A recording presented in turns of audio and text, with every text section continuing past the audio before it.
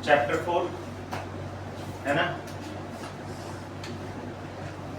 Admission of a partner.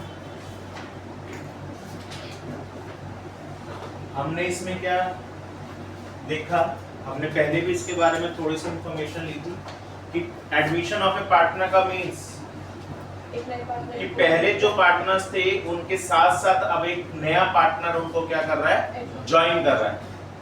ठीक है, तो जब नया पार्टनर ज्वाइन करेगा तो उसके लिए कंडीशन हमने क्या पढ़ी थी कि नए पार्टनर को एडमिट करने के लिए क्या कंपलसरी है, consent of all partners is required.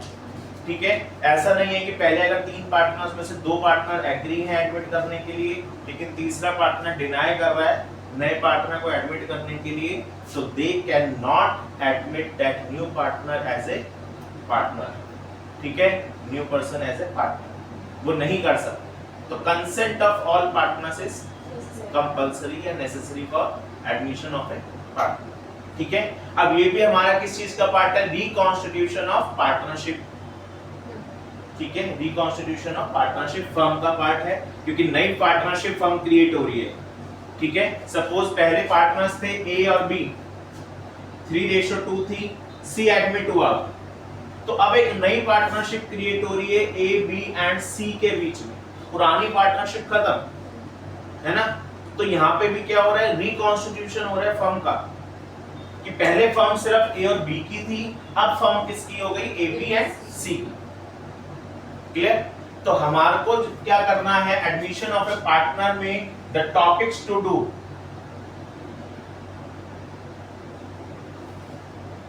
New profit sharing ratio and sacrificing ratio. क्योंकि पार्टनर्स चेंज हो रहे हैं तो रेशियो भी क्या होगी, चेंज होगी, है ना।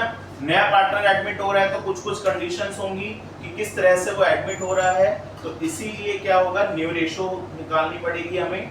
और पार्टनर अगर नया आया, ठीक है, तो उसको जो प्रॉफिट का शेयर दिया जाएगा वो कहां से आएगा, वो पुराने पार्टनर्स ही कुछ ना कुछ क्या करेंगे, अपना शेयर सैक्रिफाइस करेंगे in favour of new partner. ठीक है, in favour of new partner. तो इसलिए उसको क्या कहा जाता है, फिर सैक्रिफाइसिंग रेशियो यहाँ पे हम कैलकुलेट करते हैं। क्लियर, सेकेंड टॉपिक हमें करना है यहाँ पर ट्रीटमेंट ऑफ गुडविल। जब हमने गुडविल वाला चैप्टर सेकंड पढ़ा था तब हमने पढ़ा था need for valuation of goodwill, कि गुडविल की वैल्यूएशन कब कब होती है। तो हमने एक सिंगल लाइन में आंसर देना था, तो हमने क्या पढ़ा था, at the time of reconstitution of partnership, है ना, and admission of a partner is a part of reconstitution. ठीक है, तो यहाँ पर भी हमें क्या करना है, गुडविल का ट्रीटमेंट सीखना है कि किस तरह से गुडविल का ट्रीटमेंट होगा at the time of new partner. ठीक है, third, revaluation account and partners capital account सीखना है हमें बनाना, क्योंकि एडमिशन हो रहा है तो किस तरह से नया पार्टनर्स का कैपिटल अकाउंट बनेगा। और कैपिटल एडजस्टमेंट,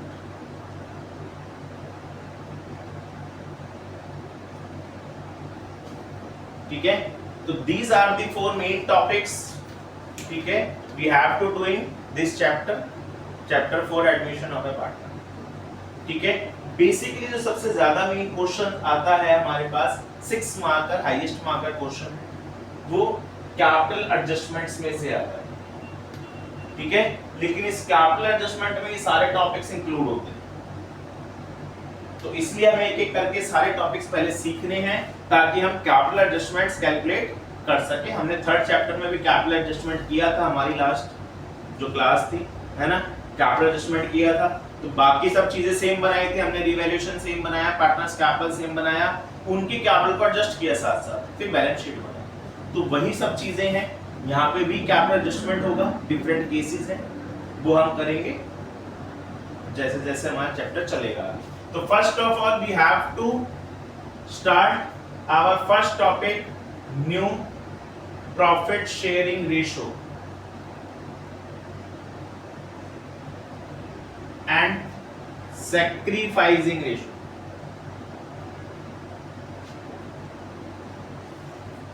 ठीक है, स्टार्ट करते हैं फर्स्ट टॉपिक। तो न्यू प्रॉफिट शेयरिंग रेशो कैसे निकालेंगे? तो इसमें हमारे पास केस फर्स्ट, कई केसेस हैं, 3 केसेस हैं बेसिकली। केस फर्स्ट, इसमें भी कुछ पार्ट्स हैं हमारे। तो केस फर्स्ट क्या कहता है? अभी मैंने बताया था आपको कि नया पार्टनर ज्वाइन करेगा अगर फर्म को, तो उसको जो प्रॉफिट है वो कहां से मिलेगा? पुराने पार्टनर से ही कहीं ना कहीं उसको प्रॉफिट मिलेगा, क्योंकि अलग से तो प्रॉफिट आ नहीं सरा। सपोज मैं कहता हूं कि यहाँ पे हमारे पास 15,000 प्रॉफिट हुआ फर्म को, तो पहले 2 पार्टनर्स थे तो इनको प्रॉफिट 3:2 में बंटता था।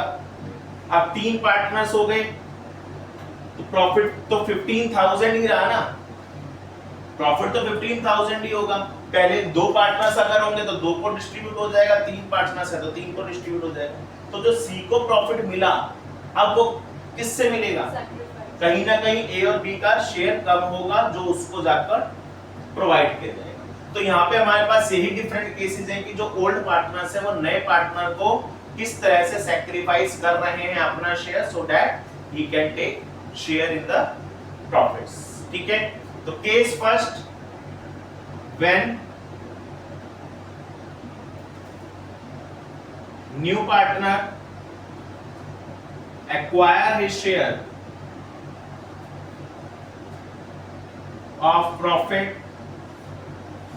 from old partners in their old ratio। किस रेशो में ले रहे हैं? ओल्ड रेशो में। और नथिंग इज गिवन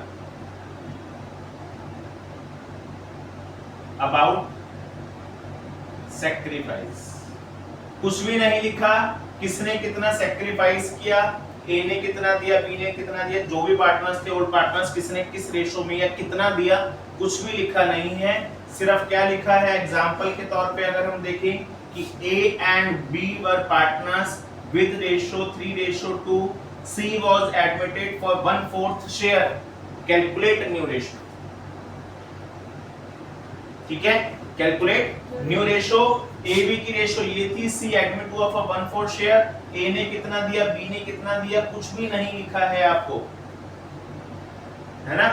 तो case first, it means C acquire कर रहा है अपना जो भी 1/4 शेयर है वो किससे, ए और बी से, किस रेशो में, इनकी ओल्ड रेशो दैट इज 3:2 में। ठीक है, तो किस तरह से सॉल्व किया जाएगा इसको?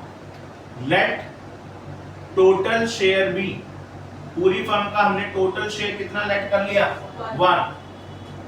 तो अब सी को कितना दिया जाएगा इसमें से, सी शेयर 1/4, तो रिमेनिंग शेयर कितना बचेगा, 1 - 1/4 इक्वल्स टू 3/4, कितना बचेगा, 3/4। अब ये 3/4 किसका है, ए एंड बी, ये 3/4 किस किस का है, ए एंड बी। और ए और बी की रेशो क्या थी आपस में, 3:2। तो as new share is equals to 3/5 of 3/4। इस 3/4 का 3/5 पार्ट ए लेगा, इस 3/4 का 2/5 पार्ट बी लेगा। तो 3/5 of 3/4 that is 9/20। Similarly, B's new share 2/5 of 3/4, 6/20। अब क्योंकि न्यू रेशो तीनों की चाहिए हमें, तो C शेयर क्या था हमारा, 1/4। हमने हमेशा पढ़ा है कि कभी भी न्यू रेशो कैलकुलेट करते हैं तो denominator of all partners must be same, must be equal. Here denominator of C share is 4, है ना, एंड ए और बी का डिनोमिनेटर कितना है, 20। तो we have to convert it in 20। कैसे करेंगे, by multiply and divide by 5। तो हिज शेयर विल बी 5:20। तो therefore new profit sharing ratio is equals to 9:6:5, है ना। और ये पहले भी बताया गया था आपको कि कभी भी हम न्यू रेशो निकालते हैं तो इन तीनों का सम आपका डिनोमिनेटर के इक्वल होना चाहिए। अगर इनका सम डिनोमिनेटर के इक्वल नहीं आ रहा, इट मींस हमने कहीं ना कहीं कोई गलती की है, कोई मिस्टेक की है, ये सही नहीं निकली है रेशो। ठीक है, तो ये आपको बड़ा ध्यान रखना है। क्लियर है? कुछ भी नहीं लिखा था यहाँ पे। फर्स्ट केस क्या है कि उनकी ओल्ड रेशो में एक्वायर कर रहा है, nothing is given about sacrifice. Example हमने लिया A and B were partners with ratio 3:2, C and B 2 for 1/4 share. ठीक है, तो लेट टोटल शेयर भी 1, C शेयर 1/4। ठीक है, रिमेनिंग शेयर हमने निकाल लिए 3/4 करके, माइनस करके 3/4 आ गया। तो A इज न्यू शेयर 3/4 का 3/5 part 9/20, B is new share 3/4 का 2/5 पार्ट 6/20 एंड C शेयर 1/4 था। ठीक है, डिनोमिनेटर क्योंकि हमें सेम चाहिए तो हमने इसको मल्टीप्लाई डिवाइड कर दिया बाय 5, तो इसका शेयर आ गया 5/20। तो न्यू प्रॉफिट शेयरिंग रेशियो हो गई 9:6:5, 9:6:5। ठीक है, और इसका सम डिनोमिनेटर के इक्वल होना चाहिए कंपल्सरी। क्लियर? करें नोट डाउन।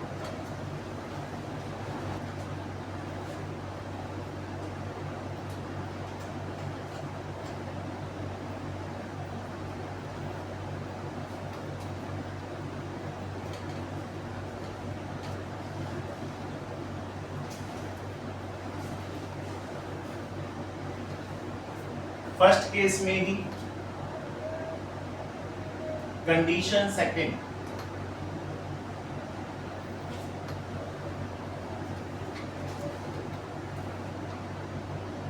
क्या?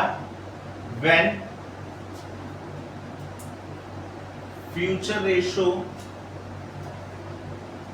Of old partners is given. Future ratio given, ठीक है, ये नहीं गिवन कि सैक्रिफाइस कितना कर रहे हैं वो दोनों, नहीं, फ्यूचर रेशो इन दोनों की आपस में क्या होगी वो गिवन है। ठीक है, let take an example again. X y partners थे, रेशो थी 3:2 ओल्ड रेशो। ठीक है, जेड एडमिट हुआ फॉर 1/4 शेयर। ठीक है, and their future ratio will be 2:1। इन दोनों की फ्यूचर रेशो गिवन है कि इन दोनों की फ्यूचर रेशो आपस में क्या होगी 2:1। ठीक है, देन कैसे सॉल्व किया जाएगा? इन दोनों की फ्यूचर रेशो गिवन है, ठीक है, लेकिन z को तो 1/4 देना ही देना है हमें। तो same let total share 1, z share 1/4, तो रिमेनिंग शेयर 1 - 1/4 दैट इज 3/4। अब ये 3/4 अगेन किस किस का है? x एंड y का है ना। अब इनको किस रेशो में देंगे? ये 3/4 न्यू फ्यूचर रेशो। भाई ये फ्यूचर प्रॉफिट ही तो है 3/4, z को देने के बाद का ही तो प्रॉफिट है, पुराना प्रॉफिट थोड़ी है। तो फ्यूचर की तो बात हो रही है कि अब z क्योंकि एडमिट हो रहा है तो पूरे 1 शेयर में से 1/4 तो z ले जाएगा। अब जो बचेगा उसके बाद वो किसको मिलेगा? x एंड y को। फ्यूचर में बात कही जा रही है तो इसलिए इनकी फ्यूचर रेशो क्या थी आपस में? अब 2:1। ठीक है, तो x new share will B 2/3 of 3/4। तो ये कट हो गया।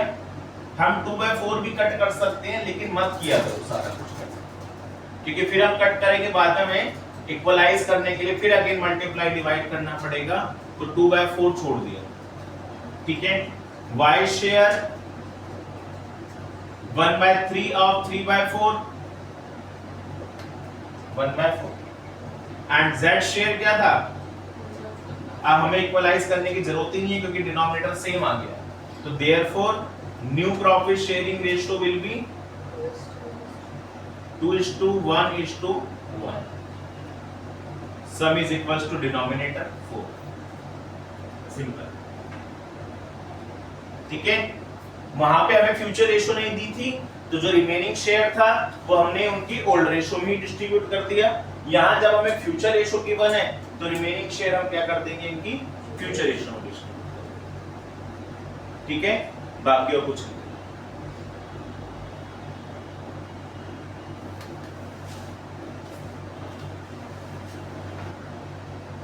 यहां पर अब हमें अगर सैक्रिफाइसिंग रेशो निकालनी हो तो सैक्रिफाइसिंग रेशो का फॉर्मूला क्या होता है?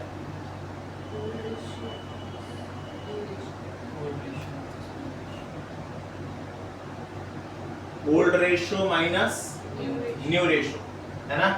तो एक्स ओल्ड रेशो क्या थी?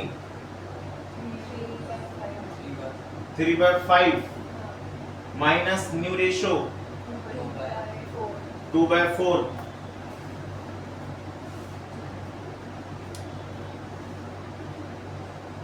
20 LCM 12 minus 10, तो 2/20 and y sacrifice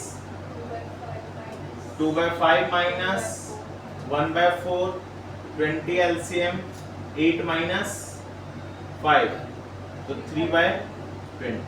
तो therefore sacrificing ratio क्या हो जाएगी? 2/3, 2:3। क्लियर? ठीक है, निकालना हमें आता है।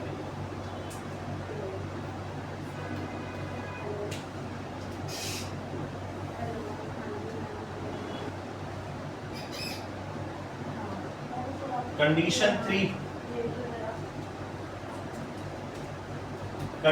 3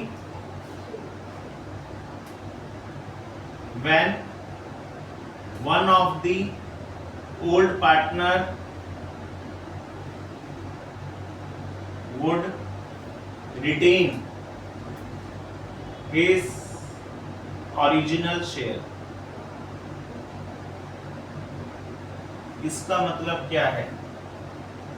When one of the old partner would retain his original share means कि पुराने पार्टनर्स में से कोई एक ऐसा पार्टनर है जो नए पार्टनर के फेवर में सैक्रिफाइस नहीं करना चाहता। वो कहता है भाई मैं अपना जो मेरा पहले शेयर था मैं वही लेना चाहता हूँ, तुमको करना है सैक्रिफाइस तुम कर, तो मैं सैक्रिफाइस नहीं करना चाहता उसके फेवर में, मैं तो अपना पुराना शेयर ही लूंगा जो मेरा अब तक था। ठीक है, तो ठीक है, एग्जाम्पल PQR पार्टनर्स थे, रेशो थी 3:2:1। ठीक है, T was admitted for 1/8 share, है ना। और यहां पे क्या लिखा है? R would retain his original share। R अपना पुराना शेयर ही रिटेन करेगा, ये क्वेश्चन में लिखा होगा आपके पास। ठीक है, then same let total share be 1, T share 1/8। अब R ने बोला मैं भी अपना पुराना शेयर ही लूंगा, तो R को भी वही शेयर देना पड़ेगा जो पहले था। तो R का शेयर कितना था? 1/6। तो रिमेनिंग शेयर कितना बचा? 1 - 1/8 - 1/6। टोटल शेयर मान लिया 1 है, तो उसमें से 1/8 T को दे दिया, 1/6 जो R का था वो भी उसको दे दिया। रिमेनिंग कितना बच गया हमारे पास? तो हमने एलसीएम लिया 48, तो 48 - 6 - 8, तो 34/48। ठीक है, एलसीएम हमने डायरेक्टली मल्टीप्लिकेशन कर लिया, आप 24 भी ले सकते हैं एलसीएम, 24 के टेबल में आती हैं दोनों, है ना। तो जो भी है, अब ये 34/48 किस किस का है? P एंड Q का। अब P और Q को किस रेशो में देंगे हमें शेयर? इन दोनों की जो आपस की रेशो थी 3:2। तो P's new share will B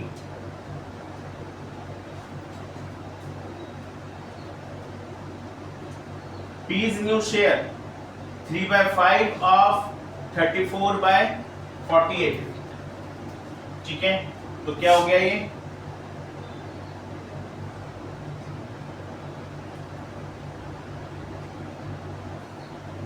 clear. Q's new share 2/5 of 34/48, तो 68/240। R's share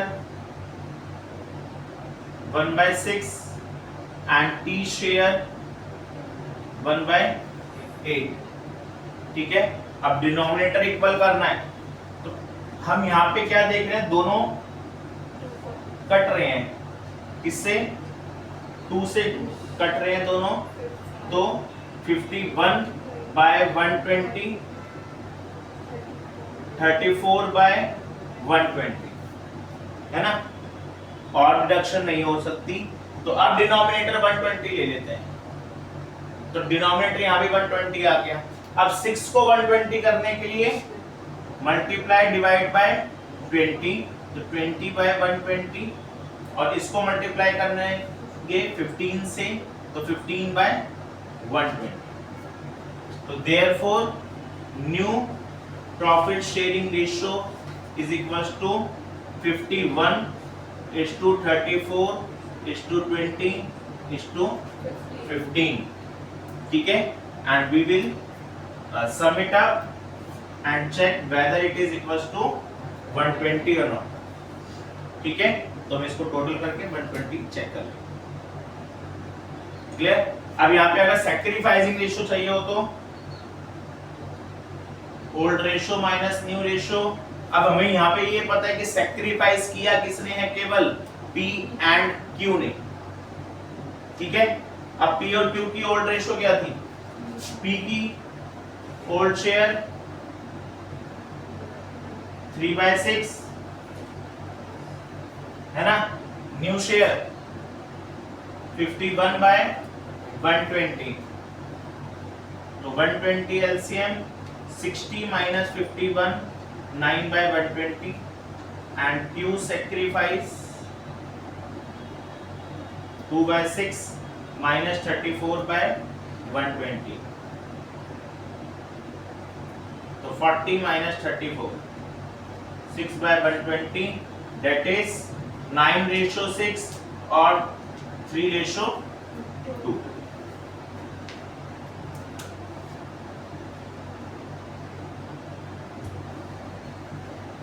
ठीक है, कोई इशू।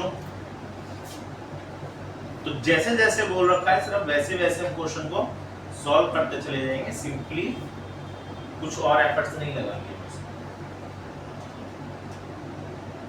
ठीक है बेटा। तो आज हमने डिस्कस किया case first of new profit sharing ratio. Next video में हम डिस्कस करेंगे बाकी के 2 cases, case second and case third of calculating new profit sharing ratio of admitted party.